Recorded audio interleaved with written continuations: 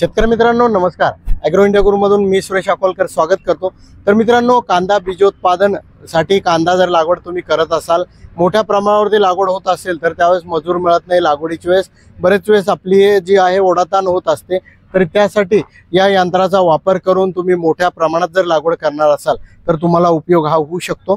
तर मित्रांनो, या यंत्राद्वारे हे ट्रॅक्टरला चलित यंत्र आहे, ट्रॅक्टरला तुम्ही जोडू शकता। या ठिकाणी सरी ओढण्यासाठी जे आहे 4 सऱ्या तुम्हाला ओढू शकता। तुमच्यानुसार म्हणजे तुम्हाला किती अंतरावरती लागवड करायची आहे ते अंतर तुम्ही सेट करू शकता। त्यानंतर तुम्ही साधारण हा जो टँक आहे या टँक मध्ये सरासरी कांदा जो आहे 5 क्विंटल पर्यंत कांदा जो आहे तुम्ही टाकू शकता आणि तो कशा पद्धतीने लागवड होऊ शकतो तर ते सुद्धा आपण बघूया।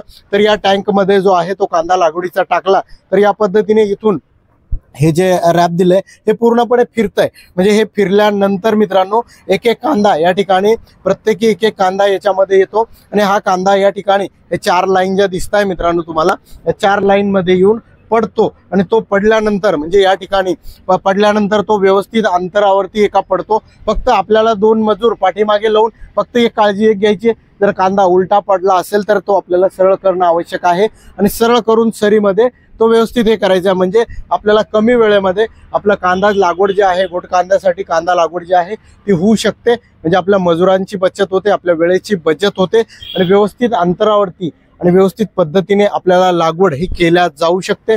या यंत्राच्या अधिक माहितीसाठी तुम्ही जैन इरिगेशनशी संपर्क साधू शकता किंवा कमेंट करू शकता। व्हिडिओ जर आवडला तर आपल्या कांदा उत्पादक शेतकऱ्यांसाठी हा व्हिडिओ शेअर करू शकता, व्हिडिओ लाईक करू शकता आणि ॲग्रो इंडिया गुरु या आपल्या चॅनलला सबस्क्राईब केलं नसेल तर सबस्क्राईब करा। असेच महत्त्वपूर्ण व्हिडिओ हे आपण तुमच्यापर्यंत देत असतो मित्रांनो। धन्यवाद।